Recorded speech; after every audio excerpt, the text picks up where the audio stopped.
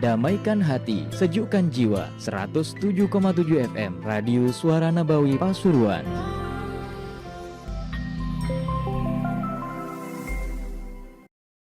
عباده الصالحين وعلى هديهم يا صالح وإلى حضرة النبي محمد صلى الله عليه وسلم الفاتحة.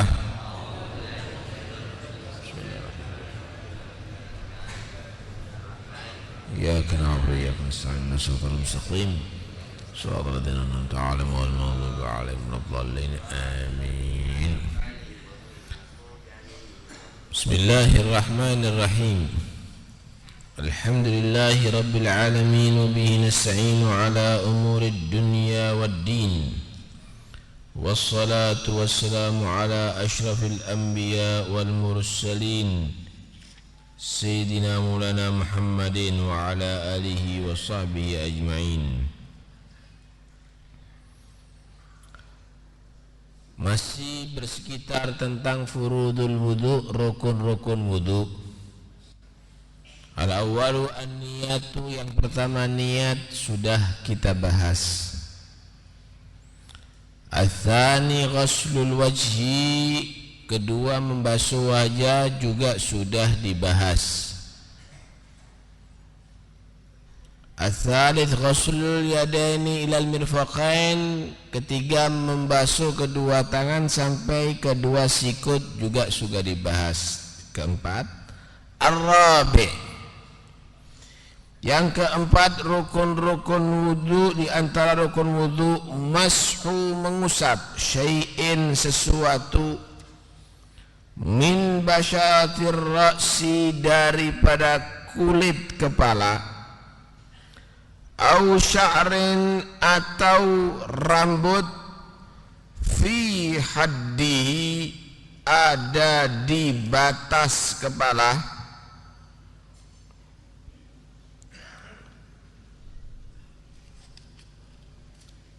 Yang keempat daripada rukun wudu mengusap kepala. Ada perbedaan antara mengusap dan membasuh.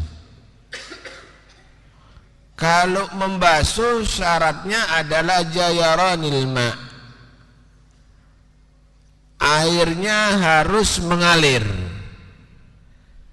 Kalau mengusap yang penting basah. Idza kuntum ila salati faghsilu wujuhakum wa aydiyakum ilal marafiq famsahu biru'usikum. Mengusap sebagian kepala, alba litab'id, ay ba'dha ru'usikum. Mengusap sebagian kepala menurut Imam Syafi'i yang penting kena kulit yang ada di kepala atau rambutnya, enggak apa-apa. Rambut itu sekalipun satu atau sebagian dari satu, yang penting ada yang dibasahi. Sekalipun tangan ini ditutulkan ke air, ditempelkan begini cukup. Tapi kalau rambut itu harus fi haddir ra'si, ada di batas kepala. Rambut perempuan kan panjang, ada yang panjang sampai ada di bokong misalnya, atau ada di punggung. Pucuknya yang di punggung misalnya dibasahi, nggak cukup. Kenapa? Keluar daripada batas kepala. Rambutnya keribu ke atas misalnya seperti gubah misal, dibasahi yang ada di atas kepala, yang di atas tadi itu nggak apa-apa. Kenapa? Masih ada dalam batas kepala, fi haddir ra'si. Lah kalau orang yang botak misalnya atau orang yang gondol, ya kulitnya. Bagaimana kalau seandainya bukan diusap tapi digerojok kepalanya?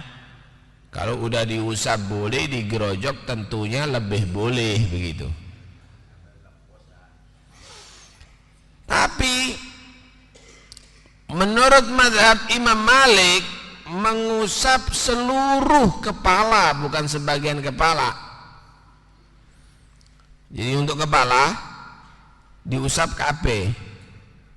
Menurut mazhab Syafi'i itu hukumnya sunnah. Karena Nabi sallallahu alaihi wasallam dalam riwayat masaha jami'a ra'sihi, Nabi sallallahu alaihi wasallam itu mengusap seluruh kepalanya. Caranya, ibu jari ditaruh di pelipis. Setelah dibasahi, ibu jari taruh di pelipis. Kemudian jari telunjuk digabungkan jadi satu dari muka dan dijalankan ke belakang. Kalau udah sampai belakang, dikembalikan lagi ke muka tempat permulaannya. Ini kalau rambutnya normal. Perempuan Ustaz rambutnya ada di panjang. Kalau itu dijalankan ke belakang, ditarik lagi ke muka, roak-roek misalnya. Cukup dijalankan ke belakang aja, nggak usah ke muka. Bagaimana kalau botak? Botak juga begitu juga, atau gondol, dijalankan ke belakang udah roto, nggak usah lagi ke muka sudah.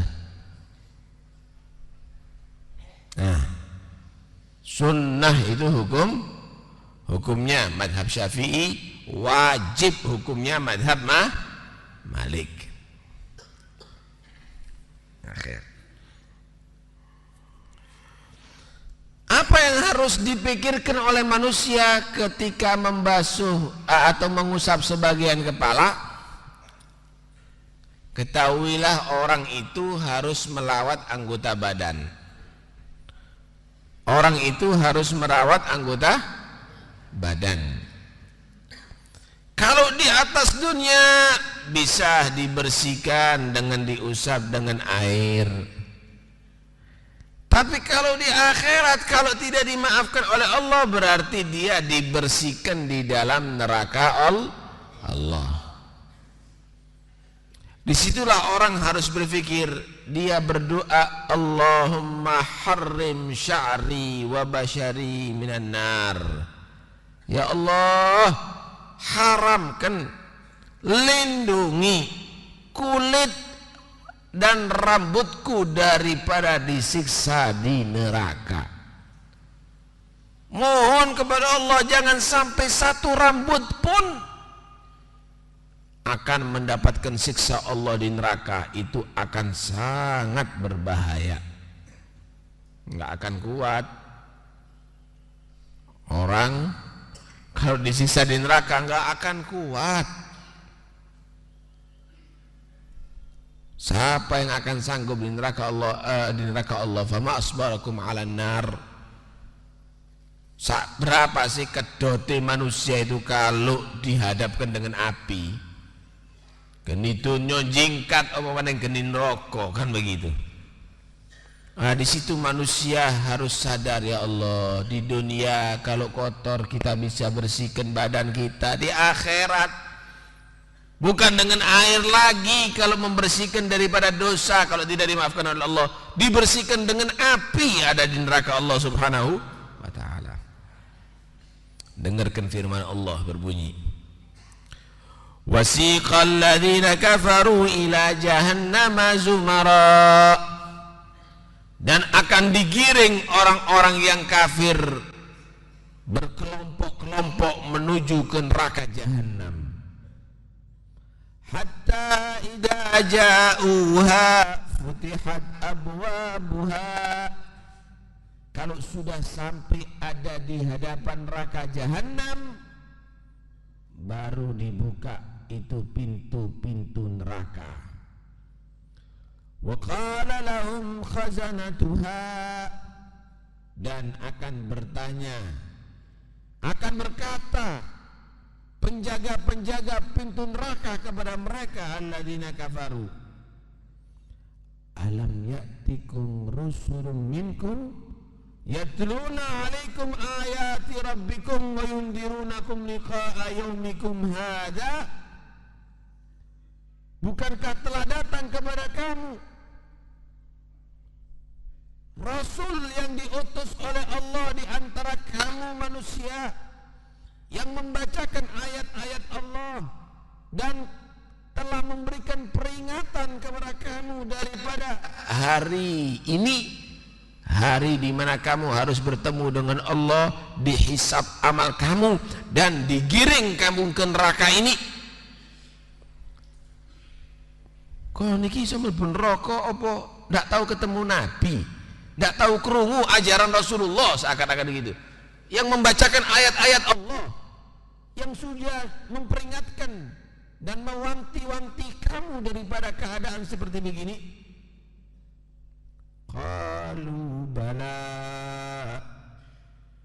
mereka berkata iya datang, sudah diterangkan oleh Nabi, sudah diperingatkan oleh Nabi.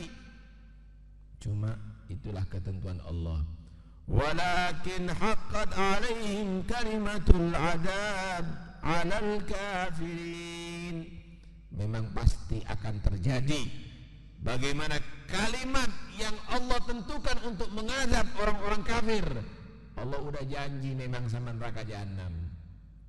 Neraka jahanam diciptakan oleh Allah mengerikan, siapa yang mau masuk? Tapi Allah janji, la amla'anna jahannama minal jinnati wan nasi ajmain. Pasti aku Allah akan penuhi itu neraka jahanam daripada jasad-jasad manusia dan jin. Tempat yang mengerikan itu merasa kosong. Sopo sing gelem mlebu aku jarine jahanam. Siapa yang tertarik dengan aku, kata Allah, pasti tak poli kon, ojo kuwatir. Mbok sapa? Mudah-mudahan kita selamat semuanya. La'amna jahannama minal jinnati wan nasi ajmain. Akhirnya karena sudah itulah ketentuan Allah, wa qila dkhulu abwaaba jahannama khalidina fiha fa bi'sa mathwal mutakabbirin. Wis, berarti kamu sudah ngakoni ya, sudah diterangkan oleh Nabi tapi kamu tetap berani. Sudah diwanti-wanti sama Rasul, udah ayat-ayat Allah sudah menerangkan kepada kamu tapi tetap melanggar. Ayo masuk ke neraka jahanam.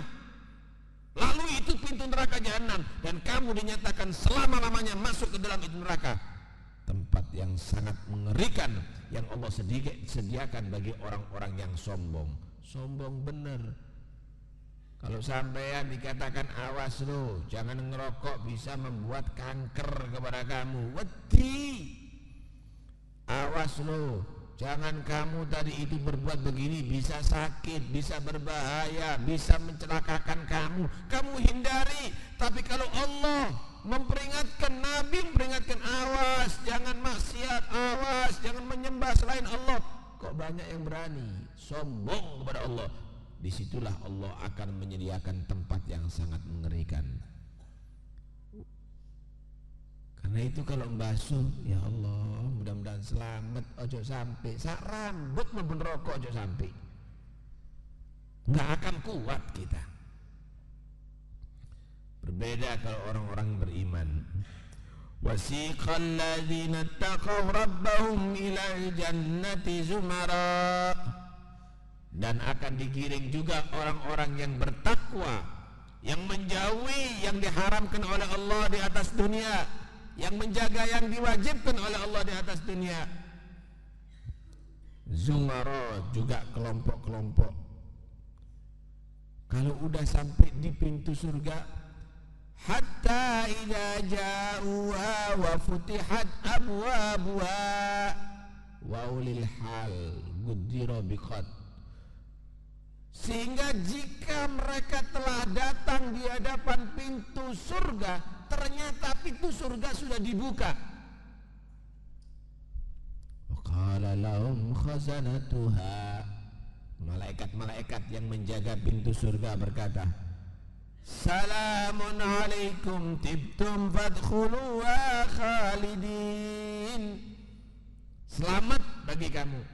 Kamu memang telah banyak berbuat baik, masuklah surga selama-lamanya. Masya Allah. Yo, kamu di dunia memang kamu nggak maksiat, di atas dunia kamu banyak taat, selamat. Sekarang kamu mendapatkan penghargaan daripada Allah, surga Allah, fadkhuluha khalidin, masuk ke dalam surga selama-lamanya, nggak akan keluar. Masya Allah. Perhatikan firman Allah dari itu.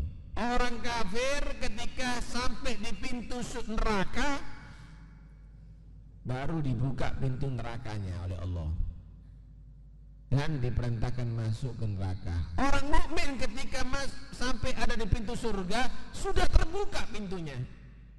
Kenapa? Allah menghargai orang beriman. Turun melbu harus dibuka dini, monggo melebet. Bagaimana orang kafir?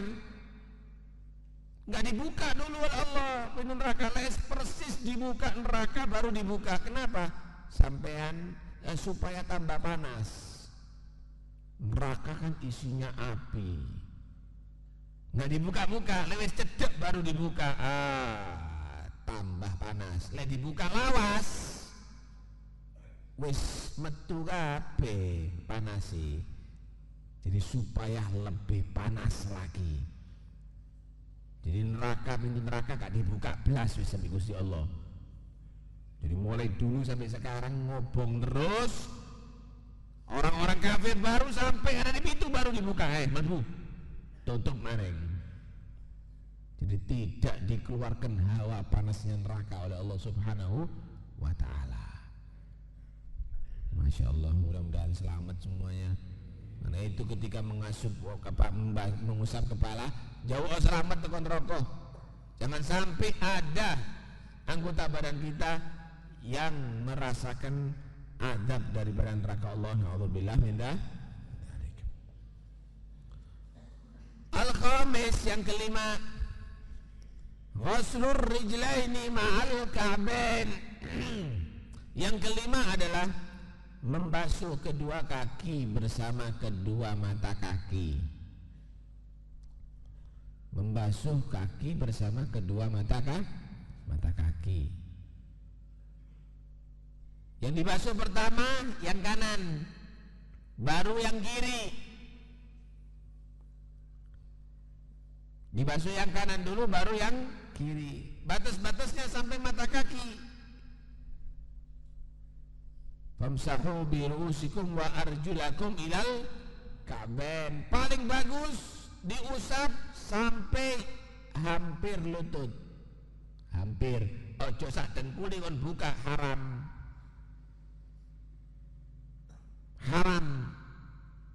Nah, cuma kalau perempuan ya jangan tinggi-tinggi. Kalau di hadapan orang laki, kalau di hadapan kalau apa sendiri nggak ada masalah, yang penting tidak sampai terbuka auratnya di hadapan ajanib. Nah, dibasuh kaki, dibasuh kanan dan kiri. Apa yang harus dipikirkan ketika membasuh kaki? Udah ketentuan Allah kan, siapa orang pasti harus melewati wad, jembatan di atas neraka, yaitu jembatan sirat.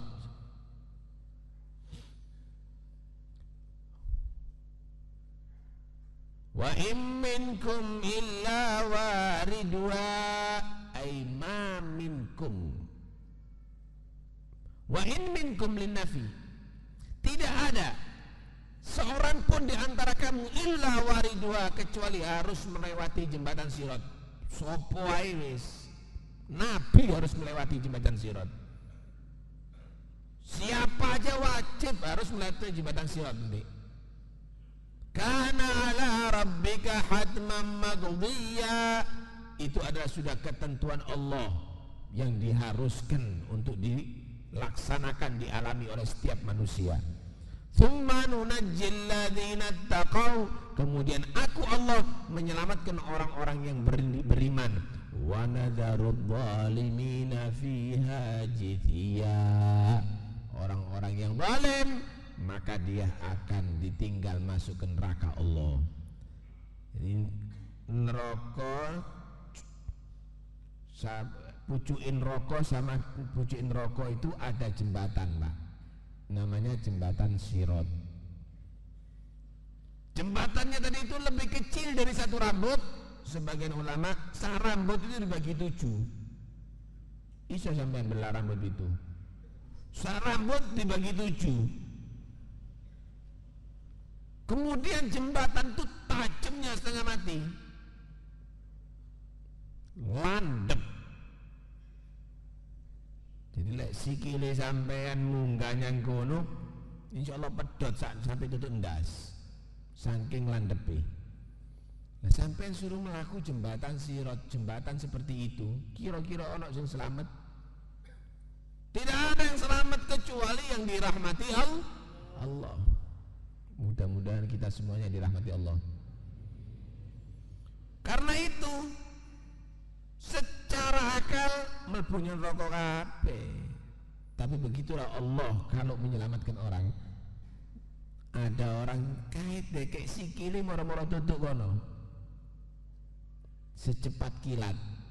Saketip yang tok dekek tutuk. Padahal jauhnya setengah mati. Ada lagi koyo angin. Rotok suwe baru sampai. Ada lagi seperti orang naik kendaraan. Tambah suwe tapi sampai. Ada lagi yang seperti orang lari. Ada yang seperti orang jalan, ono sing ngesot, ono sing glantong. Ada kayak dekek lugur jungkel. Bergantung sesuai dengan amalnya di atas dunia. Sing ado teko haram cepet insyaallah. Sing nyerempet haram rada soro. Sing doyan haram soro setengah mati. Karena itu kuat-kuatno di dunya, ojo berbuat haram, pumpung durung sampeyan dikongkon kuat-kuatan ono di akhirat, gak kira no kuat.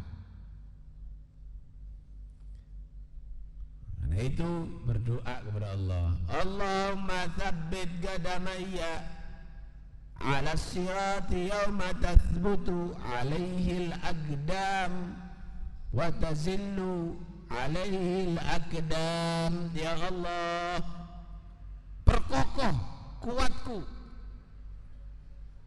nanti ketika aku melalui jembatan Sirat, jangan sampai aku terpelanting dan jatuh dan masuk ke neraka Allah Subhanahu wa ta'ala. Nah itu sikil lagi ojo digaya asal melangkah. Tujuanmu yang dipikirin. Kenapa kaki ini akan nanti dari kiamat juga melangkah. Lek ndak iso nglewati jembatan Sirat, berarti gak kira sikilmu dak mlebu yang surga nih Gusti Allah. Jangan melangkah ke yang baik-baik. Di antaranya melangkah ke masjid, melangkah ke majelis taklim, nikmat. Setiap langkah untuk ganjaran, di sepuro dosa diangkat derajat. Karena itu orang dulu itu mikir, Pak. Kadang-kadang orangnya kaya, rumahnya dekat masjid. Ini sahabat ini. Orang kaya bisa beli rumah dekat masjid, tapi nggak mau cari rumah yang jauh. Ditegur, kenapa kamu ini dekat masjidnya Nabi? Kan lebih baik kamu beli rumah dekat masjidnya Nabi. Di situ juga banyak tanah yang kosong, bangun di situ. Rugi kata dia. Kalau saya dekat dengan masjidnya Nabi rugi. Loh, heran. Kenapa rugi? Iya. Kalau rumah saya jauh, saya melangkahkan lebih banyak, berarti ganjaranku luwih akeh. Kalau rumah saya dekat, langkai tambah titik, ganjaranku tambah sedikit, tambah kurang. Itu orang dulu. Ada lagi yang sengaja nggak mau naik kendaraan, dibelani melaku sekalipun tempatnya jauh. Padahal dia sudah cukup tua. Kenapa enggak kamu beli kendaraan yang paling murah aja? Kata dia, himar. Kalau dulu itu himar, keledai. Jadi saya ini sepeda wis tuku. untuk membantu kamu pergi ke tempat majelisnya Nabi, ke masjidnya Rasulullah.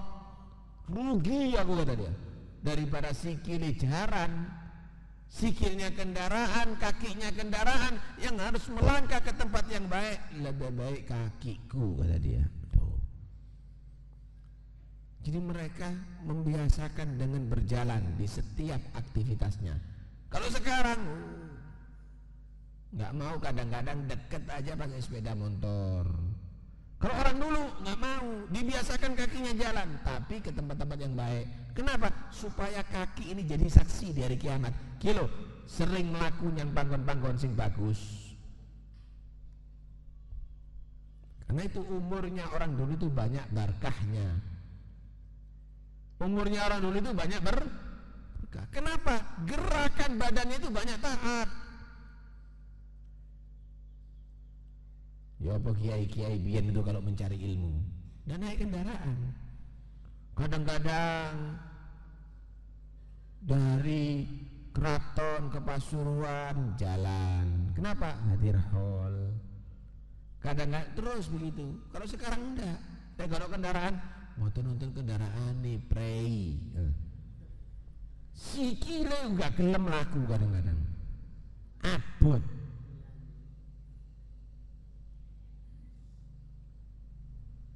Karena itu orang dulu itu lebih berkah, Pak. Ilmune lebih berkah, ibadahnya lebih mantep. Kenapa? Anggota badannya itu diajak ibadah terus kepada Allah Subhanahu wa taala. Yang terakhir rukun wudu wa tertib ala hadhil kaifiyah, harus tertib caranya. Yang pertama kon lakoni niat, baru membasuh wajah, baru membasuh tangan, baru mengusap kepala, baru membasuh kaki. Ojo kon wali sikil dinik mari ngono rai. Wali. Nah, persis seperti cara yang sudah diatur, tartib namanya.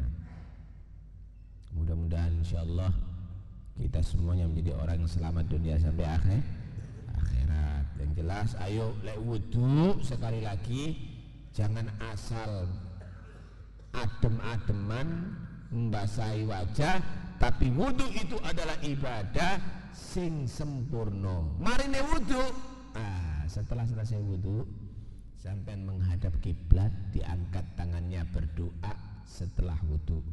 Asyhadu an la ilaha illallah wa asyhadu anna Muhammadan abduhu wa rasuluh. Allahumma ij'alni minat tawabin waj'alni minal mutatahhirin waj'alni min ibadikas salihin. Subhanakallahumma wa bihamdik asyhadu an la ilaha illa anta astaghfiruka wa atubu ilaik. Kata Rasulullah, siapa orang yang setiap wudu berdoa dengan doa ini menghadap kiblat, lawangi surga 8 dibuka untuk dia. Suruh milih, kon kepingin masuk surga yang mana? Suruh milih. Saking istimewanya, padahal ndak abot. Sampai maca donga iku gak sampai sak jam, ndak sampai 5 menit, ndak sampai sak menit. Tapi kalau istiqomah, setiap habis wudu sampai baca doa itu, pintu surga 8 dibuka oleh Allah. Suruh milih masuk pintu yang mana, terserah kepada dia, karena dia menjadi orang yang istimewa di sisi Allah Subhanahu wa taala. Ojo gak dilakoni setitik pekerjaannya tapi banyak hasilnya, kan ngono sampean. Kalau di atas dunia kan begitu, ya apa carane hasilnya akeh, kerjane setitik, sehingga nggak payah. Surga juga begitu, wes akeh-akeh kon ngamalno, istiqomahno di antaranya ini wudu sing kena, kemudian baca doa ini, insya Allah kamu akan menjadi orang yang masuk surga Allah Subhanahu wa ta'ala. Amin Allahumma amin. Setelah bubar majelis ini, hallnya Habib Alwi di Kebon Agung. Habib Alwi Kebon Agung. Jadi setelah dari majelis ini, insya Allah jam 9 nanti ada hall di makam pesarian Habib Alwi Kebon Agung.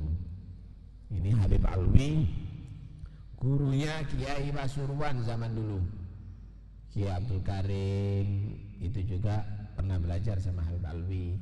Kiai Ali itu datunya Kiai Subadar, Datuknya Ki Ahmad Jufri itu pernah juga berguru kepada Habib Alwi, termasuk salah satu muridnya Habib Ali Al-Habsyi ya, yang mengarang Sahibul Maulid itu, yang mengarang Maulid Samtud Durar, ini termasuk salah satu muridnya. Ulama besar, tawadhu cuma Pak, orangnya tawadhu luar biasa, ndak gelem nyorak wis, ndak mau tampil, akhir menengit dok. Nanti saya akan diceritakan itu bagaimana sejarahnya Habib Alwi. Hebat, karomahnya juga tinggi. Ini Habib Alwi sama Habib Muhammad Al-Mudhar ini akrab begitu. Habib Alwi hormat sama Habib Muhammad Al-Mudhar, Habib Muhammad Al-Mudhar hormat sama Habib Alwi, potong hormat ini. Habib Muhammad Al-Mudhar kalau ketemu Habib Alwi kepingin nyambung, kepingin dicium begitu. Habib Alwi tidak mau, tidak pantas aku kalau nyambung gitu. Akhirnya waktu dengar Habib Alwi meninggal, Habib Muhammad Al-Mudhar berangkat dari Bondowoso ke Pasuruan. Telat, Habib Alwi sudah masuk dalam kuburan. Sholat jenazah telat, sudah masuk dalam kuburan. Mudun Habib Muhammad Al-Mudhar ke dalam, ojo dikubur dini, aku nak perlu nih sama Alwi ini. Dibuka kafani, tidak omong. Alwi, kata Habib Muhammad, saya dulu di dunia tuh kepingin ngambung kon. Waktu kamu hidup dulu kepingin ngambung kon gak keturutan. Nah, lek saiki mati gini apa kok tak ambungi. Sekarang tak puaskan, berarti ada kesempatan aku mencium kamu, kata Habib Muhammad Al-Mudhar. Kata diambung, melengos Habib Alwi, menghindar. Kaget Habib Muhammad, loh jangan ada yang gerakkan, kata Habib Muhammad, jangan ada yang gerakkan. Boten, kata orang-orang. Coba perhatikan iki gerak dewe apa ono sing gerakno. Kate diambung maning, goyang maning Habib Alwi. Nah, nggih Habib Muhammad, ya Allah Alwi, duduk uripmu tok kok dadi wong tawadhu. Bukan masa hidupnya kamu saja menjadi orang tawadhu, sampai mati kalau sampai tetap tawadhu kan. Kelung biyen, saiki Masya Allah. Dan dia apa-apa sombongnya setengah mati, tangane cetas sampai kok pingpong tangane, saking kepingin ini diambung ambil uang. Masya Allah. Ayo orang-orang seperti begini dicukup berkati, ya enggak? Kita ziarah ke sana, diniati mudah-mudahan dapat barokahnya Habib Alwi, sehingga kita ketularan tawadhunya, ketularan ibadahnya, ketularan akhlaknya. Insya Allah hari ini jam 9 saya mulai sudah, insya Allah. Ada permintaan surat Al-Fatihah untuk Ibu Siti Zahroh yang meninggal dunia, Bapak Rios ya yang meninggal dunia, Ibu Siti Khadijah, Saudari Murjanji yang meninggal dunia. Kemudian mohon surat Al-Fatihah untuk Ibu Jumaati yang sakit, dan juga mari kita bacakan Fatihah untuk Habib Anis Solo, mudah-mudahan segera sembuh, panjang umur, sehat walafiat, dan yang meninggal dunia mudah-mudahan Allah ampuni segala dosanya, Allah berikan, Allah jadikan kuburannya kebunan surga, selamat sampai ada di akhirat dan masuk surga Allah. Al-Fatihah.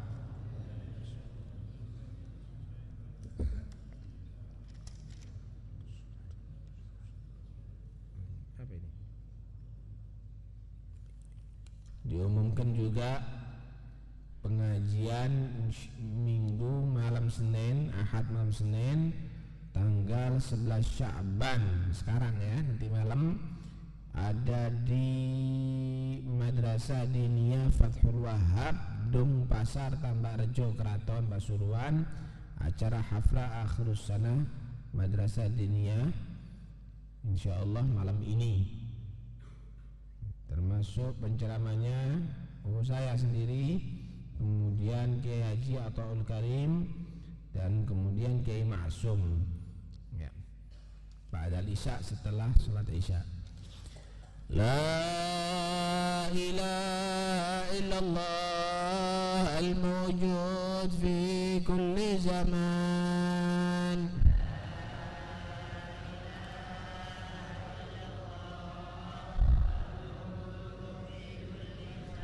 La ilaha illallah al-ma'bud fi kulli makan.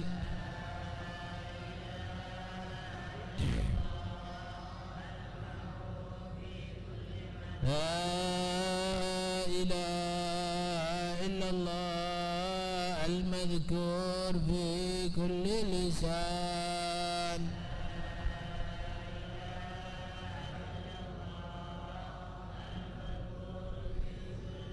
La ilaha illallah al-ma'ruf bil ihsan.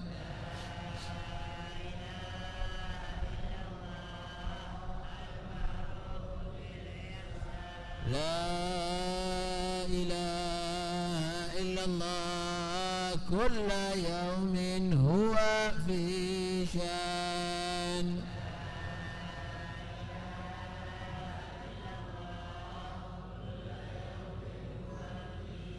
La ilaha illallah al-aman al-aman min zawalil iman.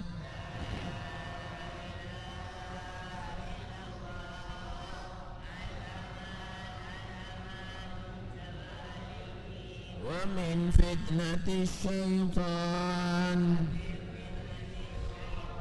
Ya qadimal ihsan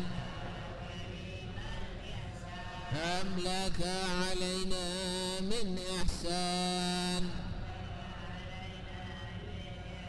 Ihsanuka al-qadim ya Hannan ya Mannan ya Rahim ya Rahman ya Ghafur ya Ghaffar. اغفر لنا وارحمنا وأنت خير الراحمين. وصلى الله على سيدنا محمد وآله وصحبه وسلم. الحمد لله رب العالمين.